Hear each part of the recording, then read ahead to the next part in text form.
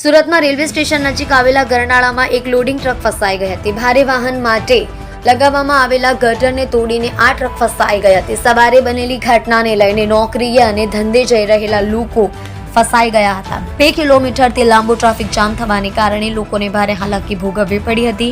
Diversion જ્યાં આપવું જોઈએ ત્યાં મેટ્રોની કામગીરી ચાલતી હોવાથી ત્યાં પણ ડાયવર્ઝન આપી શકાયું નથી, જેને કારણે મોટી મુશ્કેલી સર્જાઈ હતી.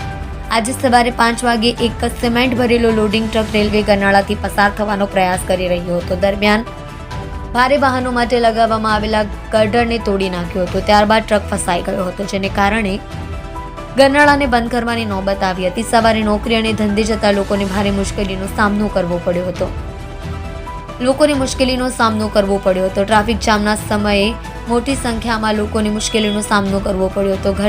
ઘટના અંગે જાણ થતાં જ પોલીસે ટ્રકને બહાર કાઢી ટ્રાફિક રાબેતા મુજબ કરવાનો પ્રયાસ કરવામાં આવ્યો હતો. જ્યારે વરાછાથી સિટીમાં જતા લોકો માટે આ ટ્રાફિક ગામમાંથી નીકળતા અડધો કલાક જેટલો સમય લાગી ગયો હતો.